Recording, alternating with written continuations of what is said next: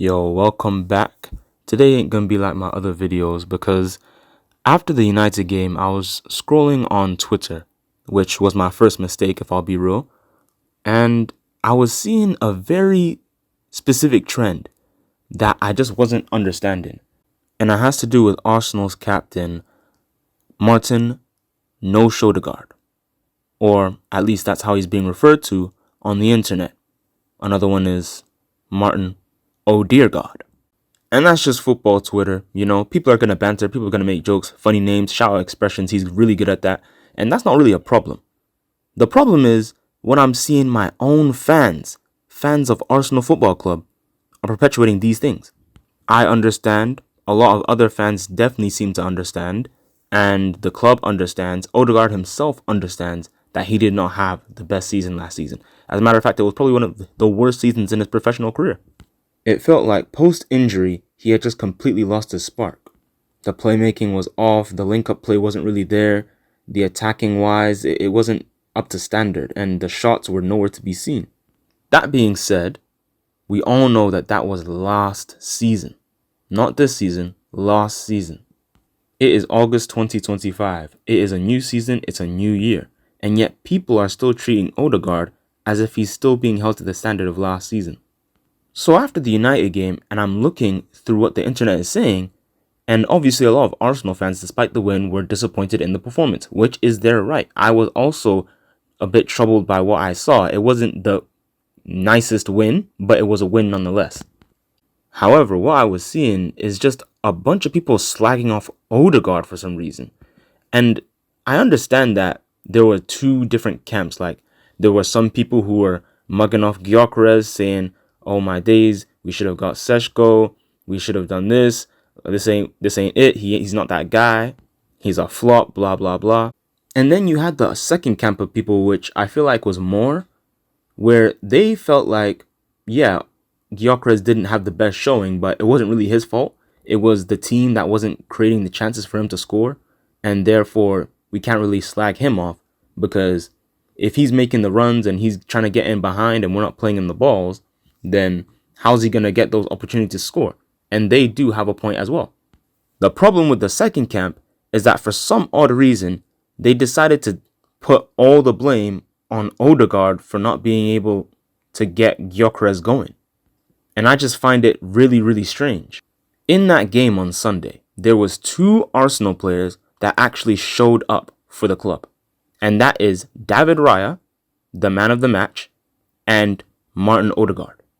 Mind you don't have to take my word for it. Look at FotMob. Martin Odegaard was rated the third best Arsenal player in terms of performance that game.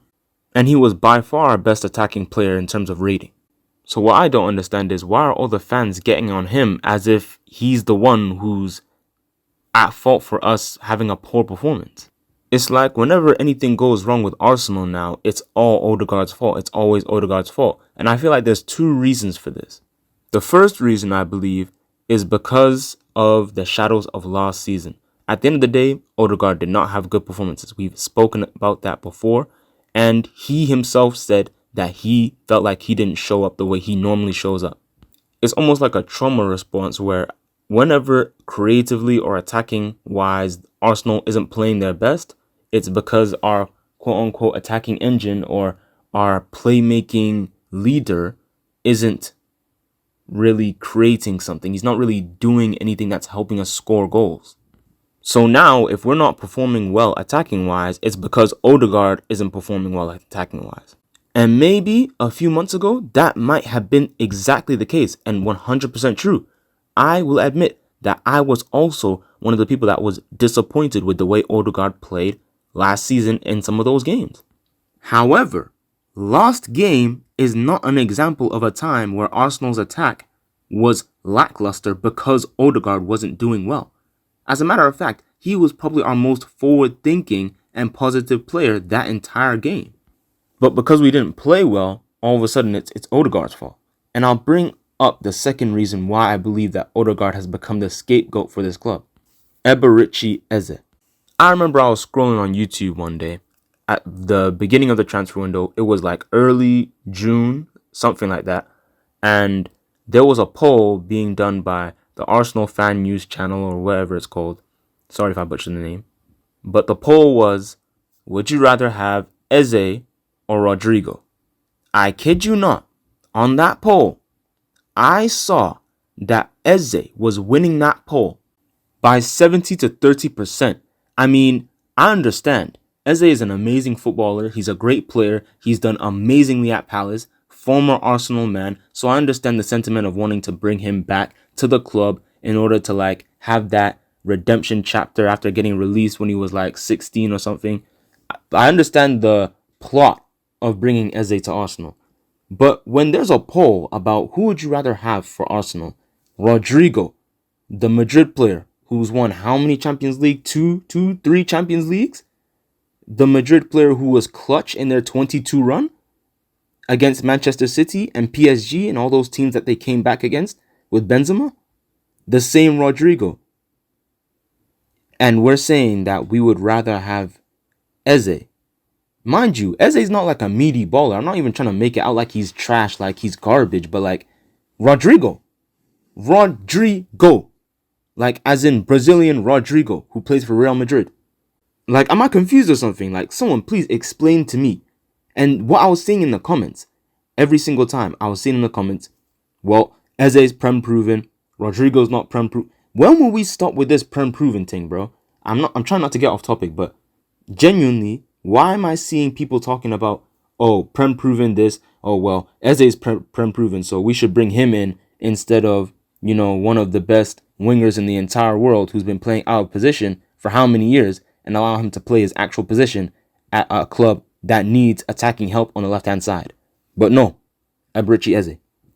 I might have to make a video on that entirely just so that I don't get too distracted with what I'm talking about today, because today's video is about Odegaard. I'll talk about Eze and Rodrigo and our left wing attack problems probably in another video just so I save time. The point of what I'm saying is, for some odd reason, Arsenal fans have this really weird fervor with wanting to get Eze.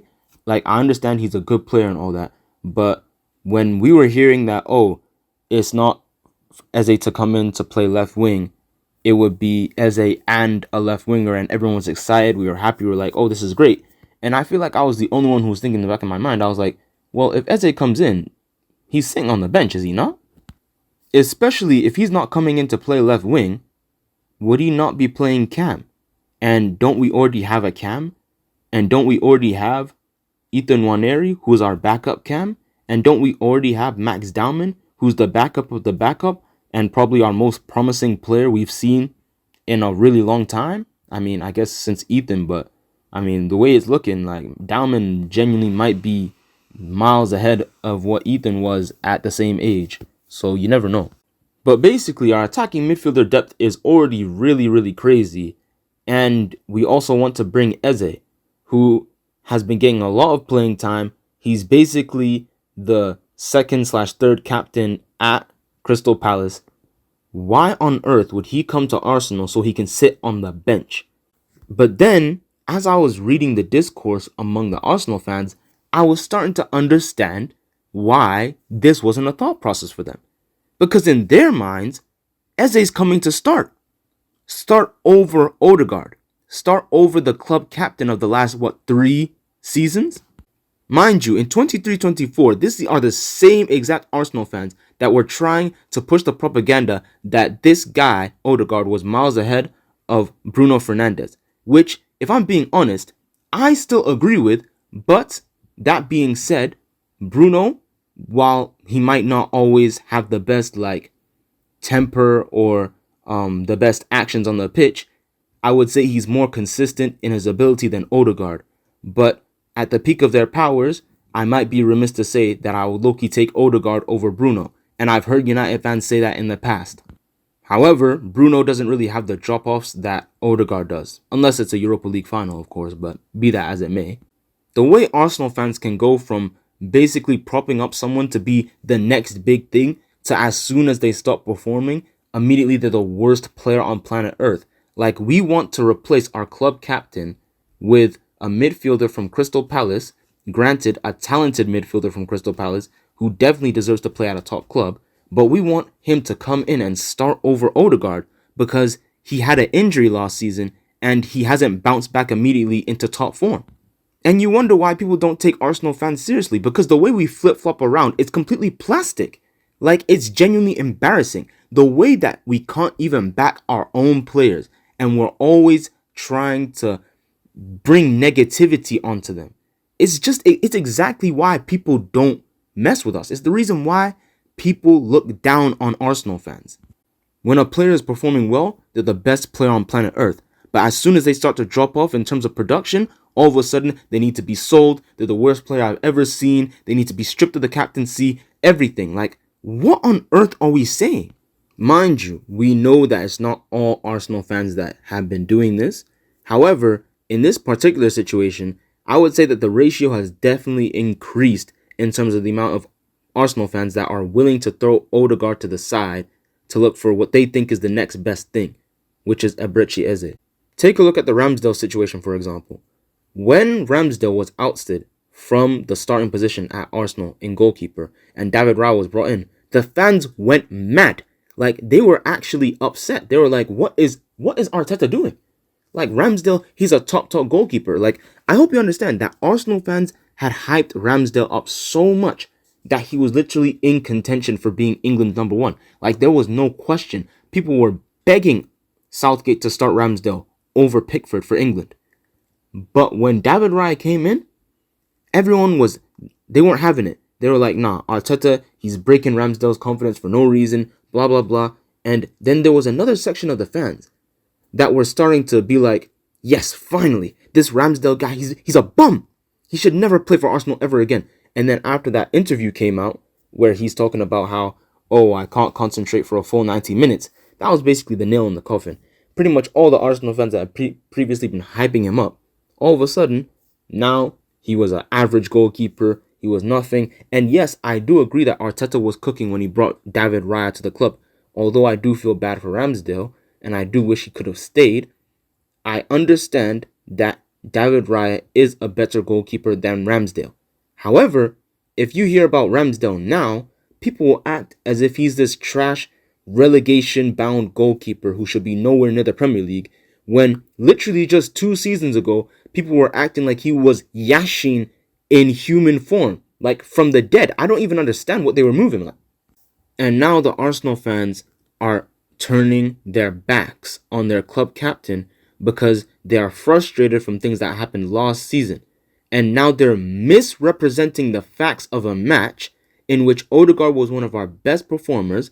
Not only that, but our best attacking performer, because Saka, that's my guy, nowhere to be seen. Martinelli, don't even get me started on that failed bicycle kick. Bro thinks he's Richarlison. We're not having that. Gyökeres, I understand that maybe we could have fed him more, but it doesn't change the fact that when he did get the ball, he crossed the ball from the 18-yard box all the way to the opposite side of the field out for a throw-in. And when he got the ball on the left-hand side, he left the ball behind like he forgot something at his house before going on vacation. And then when he tried to win the ball back, his tackling method was just falling on the opponent and hoping to draw a foul. Like, it was honestly sad to watch. I kind of felt bad, but it was also kind of funny because what on earth was that? So you can't pin everything on Odegaard when the team as a whole did not have a good performance. Everyone that played that wasn't in the defense was genuinely atrocious. And that's a fact. Zubimendi was aight. But if we're being honest, attacking wise, I ain't even see him. But obviously we have our men behind the ball when Burmo and Cunha are going on their counterattacks. So the defense, they're going to get their ratings. I'm not even going to lie. Even the defense, it was looking a bit, I don't know. Because the way Cunha was dribbling past Saliba, I was like, something ain't right. But my point is that the team as a whole had a poor performance, and everyone's just blaming Odegaard because Gyökeres didn't score a goal. And I'm hearing screams and shouts to replace him and to make Declan Rice the captain, which is another thing I need to talk about. What is it going on with Arsenal fans that makes them think that Rice should be the captain of Arsenal Football Club? I know I sound like this upsets me, but Rice being our captain is not a problem. My problem is that Arsenal fans think he should be the captain. I'm going to give you 2 reasons why I have a problem with this. The first reason is Odegaard is not a bad captain. I don't care what you say. He may not have the best performances, especially last season, but that doesn't mean he's not a good leader. I feel like people have this weird mentality of if a player is trash, they're not fit to be captain. Mind you, Odegaard isn't even trash. But be that as it may, just because you're not the most talented player on the team, it doesn't mean that you're not worthy of being the captain. Simple as. The only way your performances should be linked to the captaincy is the effort you put in. Just because things aren't falling right for someone doesn't mean that they're not a leader on the pitch. But if they're not putting in any effort, they're whining, they're moaning, and they're pouting, then yeah, I can understand why you wouldn't want that person to be captain. But that is not Odegaard. When we're losing, he's the one who's leading the press. He's the one who's running. He's the one who's pressing Saka and Martinelli and Havertz and now Gyökeres, Declan Rice to press when we're down and we're looking for a goal. He's the one who's leading. Even though maybe he might misplace a pass here and maybe he's even the reason why we conceded a goal because he gave the ball away. But he's still the one who's going to be the forefront of our counter-attacking system, our pressing system. He's going to be running the most. Defensively, he's always going to make sure he's running, sprinting to get behind the ball. He's never going to jog. And that's captain material. Again, I have no issue with Declan Rice being the captain. But to act as if Odegaard is not a good leader because you don't see him yelling at the pitch or because he doesn't have a beard and aura, then I don't understand that mentality. Even though I know that Lee Gunner doesn't really rock with Odegaard, the one thing that he is correct about is that Arsenal fans care too much about the aura thing, bro. Everything has to be about aura. If your captain doesn't have aura, he's not fit to be captain. Like, what does that even mean, bro? Like, it genuinely sounds like I'm getting rage baited right now. This video is getting extended. Now, the second reason why I believe people are wrong about replacing Odegaard as captain and specifically making Declan Rice the captain is, do people not understand how hierarchies work in a football club? Like, genuinely, Declan Rice is not even, he's arguably barely top 5 in terms of hierarchy for being our captain. Sit down and ask yourself, how many times did you see Declan Rice wear the captain's armband for Arsenal? As a matter of fact, I have a stat for you. Did you know that the last season of our 24-25 campaign against Southampton, where we won 2-1, was the very first time Declan Rice ever wore the captain's armband for Arsenal Football Club? Yes, literally the last game of the season, 1 season ago.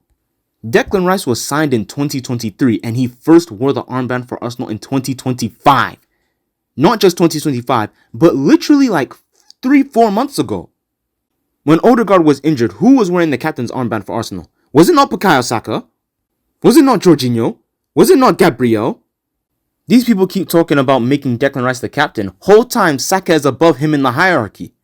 Make that make sense to me. If Declan Rice is the so-called savior leader that's going to turn this team around and help us win titles, then how come Bukayo Saka is above him in terms of the pecking order for being captain?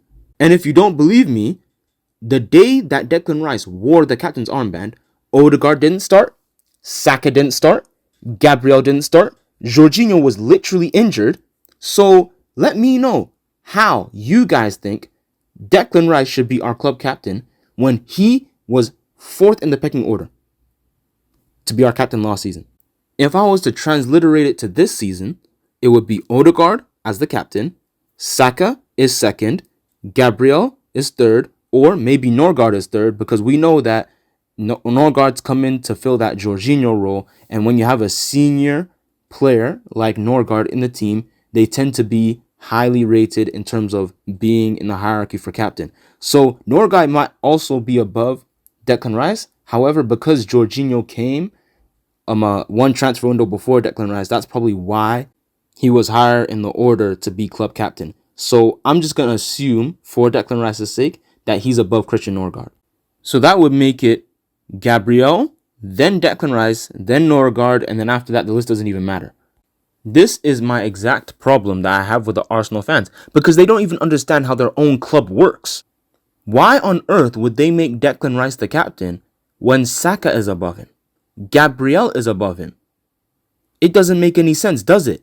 So even if Odegaard was stripped of the captaincy for whatever reason, would it not be Saka next in command? Or even Gabriel? Because Declan Rice is not very high in that order. He's 4th. In the most ideal world, he is 4th. In a less ideal world, he's 5th. So what are these guys talking about? I say all this to say, just to bring everything to a close, because I've been talking for a very long time. Stop the Declan Rice as captain propaganda. Because that's what it is, It's just propaganda. Like, it's not realistic. It's not from any basis of any sort of realism at all. It's literally just Arsenal fans wanting a captain who has aura. I need a captain who has aura. If my captain doesn't have a beard and have aura and have nice slicked back hair, then I'm not going to be happy. If my captain is a blondie and not a brunette, then, I'm just tired of hearing it, bro. Let it die. Let it rest. Give Odegaard a break, please. Dead the Eze thing. We knew we were never getting him anyways. And even if we do get him, he's going to be coming off the bench for Odegaard, or he will be coming off the left wing. We'll talk about that more in the Eze video. As for right now, back the players, back our captain, and hopefully we'll get to see our team win some proper trophies this season. Also, Arteta, get in the left winger. Anyways, that's it. Subscribe.